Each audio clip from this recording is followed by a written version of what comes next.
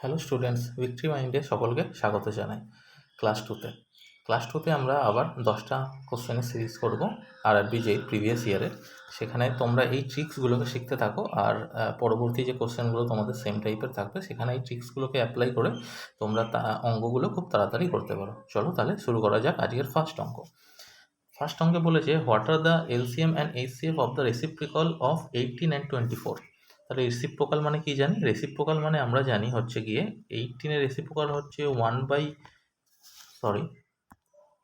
Reciprocal হচ্ছে গিয়ে 18-এর 1/18 আর 24-এর হচ্ছে গিয়ে 1/24।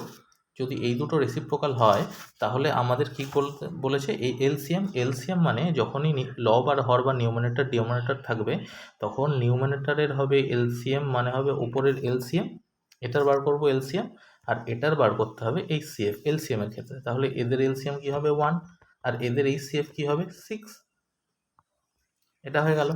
আর যদি এইচসিএফ বার করতে চাই তাহলে ওপরের হবে এইচসিএফ আর নিচের হবে এলসিএম।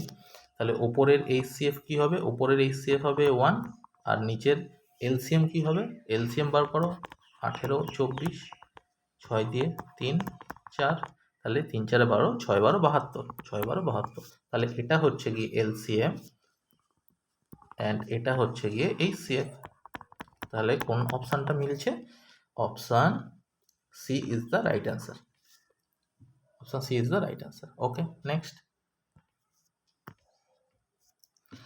বলেছে product of two coprime numbers is 903, find their LCM. তাহলে কোপ্রাইম আমরা প্রাইম কাদের বলি? যারা হচ্ছে গিয়ে নিজস্ব নাম্বার এবং 1 দিয়ে ছাড়া যাবে না তাদের আমরা প্রাইম নাম্বার বলি। তাহলে এখানে 903 বলেছে টু কোপ্রাইম নাম্বার, তাহলে 903কে আমরা যদি ভাঙি কি বেরোবে? 3 দিয়ে ছাড়া যাবে না, 3 3 9, 0, 3 3। তাহলে এদের এলসিএম কি হবে? এদের এলসিএম হবে, এটাও দেখো এটা একটা প্রাইম নাম্বার, 3 একটা প্রাইম নাম্বার, তাহলে এদের দুটোর এলসিএম কি হবে? এদের দুটোর গুণফল, তাহলে সেটা হবে 903 হবে। তাহলে option B is the right answer. Next বলেছে x equal to 3 minus root over 2, then find the value of 3x square plus 2x minus 4। তাহলে এক্ষেত্রে কি হবে? এক্ষেত্রে আমাদের বার করতে হবে এই 3x square plus 2x minus 4 এর জায়গায় আমরা x এর মান বসাবো। তাহলে বসাবো 3x square plus 2x minus 4, x এর জায়গায় 3 মাইনাস রুট 2 তার হোল স্কোয়ার প্লাস 2x এর জায়গায় 3 মাইনাস রুট 2 মাইনাস 4। এটাকে তোমরা সলভ করে আমাকে কমেন্ট বক্সে বলবে এটার অ্যান্সার কি হয়েছে। এটাকে তোমরা a মাইনাস বি তার হোল স্কোয়ারের ফর্মুলা লিখবে, তারপরে এটার সাথে গুণ করে তোমরা লিখে আমাকে অ্যান্সার বলবে কমেন্টে সবাই। নেক্সট বলেছে 70% of the employee in a firm are men, 30% of men and 20% women employees up to voluntary retirement. What is the percentage of the total number of employees continue in service? তাহলে 70% of the employee in a firm are men। তাহলে যদি আমরা 100 জন total employee ধরি তাদের মধ্যে 70% হচ্ছে main আর তাহলে 30% হচ্ছে ওমেন, তাহলে 30 জন হচ্ছে ওমেন। যদি হয় তাদের মধ্যে বলেছে এদের মধ্যে 30% বলেছে রিটায়ারমেন্ট নিয়ে নিয়েছে আর এদের মধ্যে 20% রিটায়ারমেন্ট নিয়েছে। তাহলে 70-এর 30% কত? 3 7 21, তাহলে 21 জন রিটায়ারমেন্ট নিয়ে নিয়েছে। আর এদের মধ্যে 20% মানে 3 2 6 জন রিটায়ারমেন্ট নিয়ে নিয়েছে। তাহলে কতজন রিটায়ারমেন্ট নিয়ে নিয়েছে? 21 আর 6 27 জন। তাহলে এখন 100 থেকে যদি 27 জন বাদ দিই তাহলে থাকে হচ্ছে 73 জন। তাহলে এখন 73% এমপ্লয়িজ রয়েছে এখন। তাহলে option C is the right answer. Next,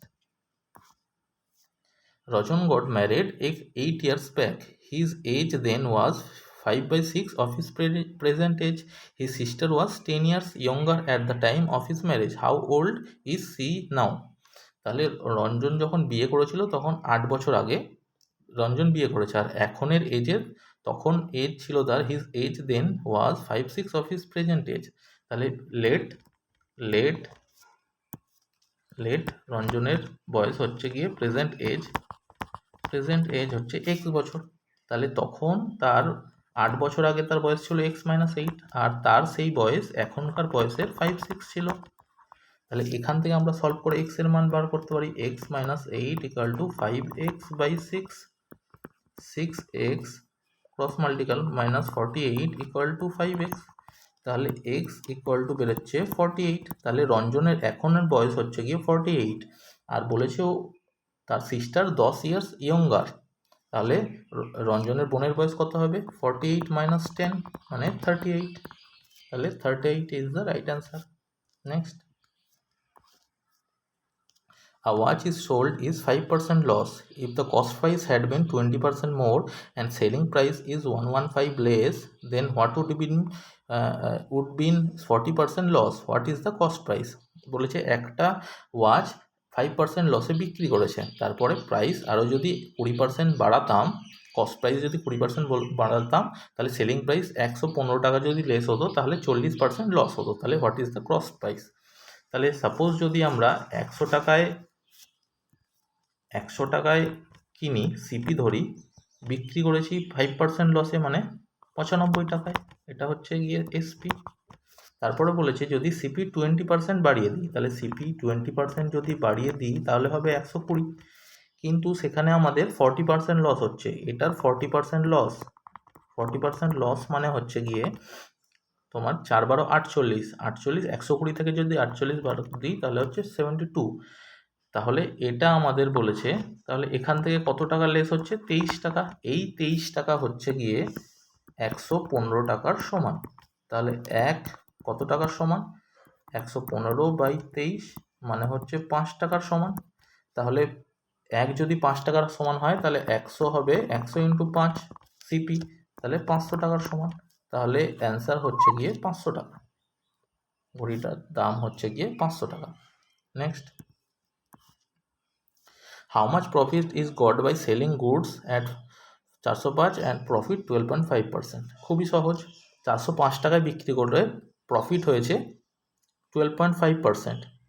তাহলে কত টাকা প্রফিট হয়েছে সেটাই জিজ্ঞেস করেছে। যদি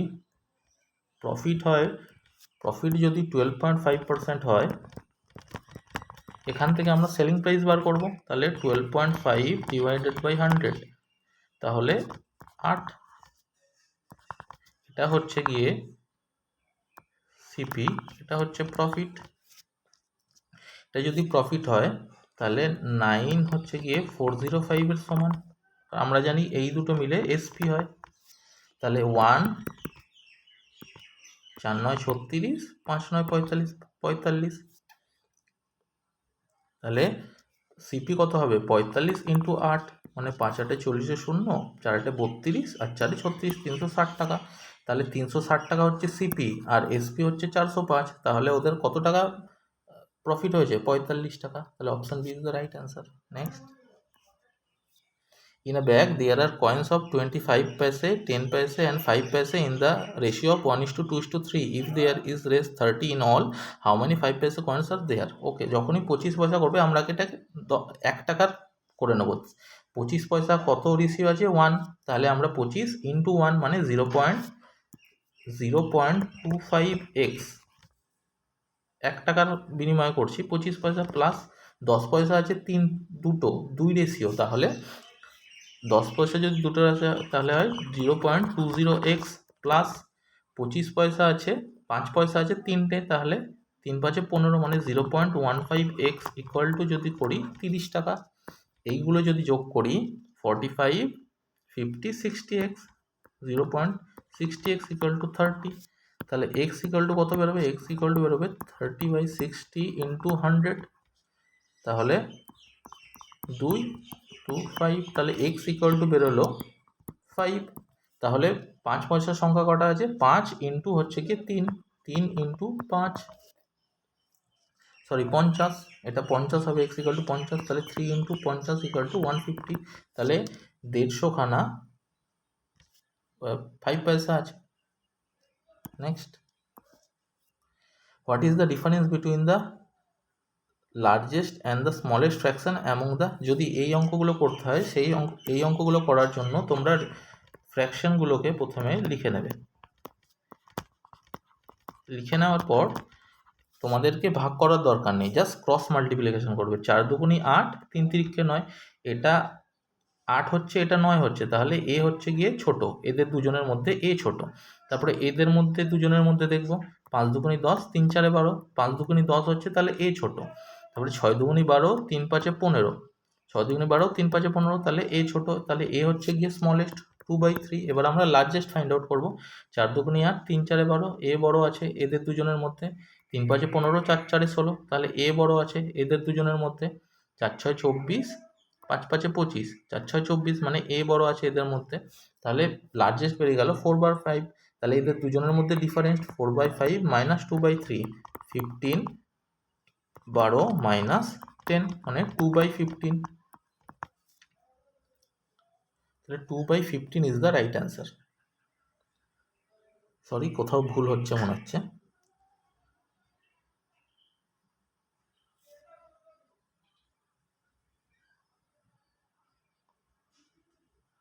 Two by 15 is the right answer.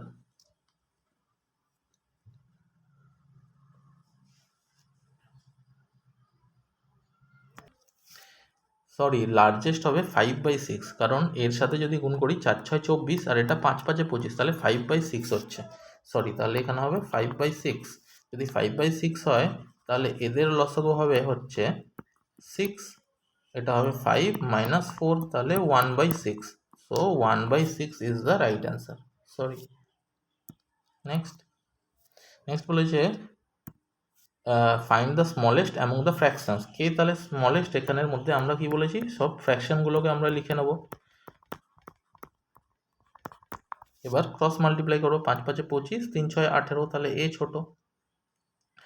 3 7 21, 5 দুগুণি 10, তাহলে এ ছোট এদের দুজনের মধ্যে। 2 দুগুণি 4, 7 8 7, তাহলে এ ছোট এদের সবার মধ্যে। 5 7 35, 6 দুগুণি 12, তাহলে এ ছোট। তাহলে 2/7 ইজ দ্য স্মলেস্ট নাম্বার।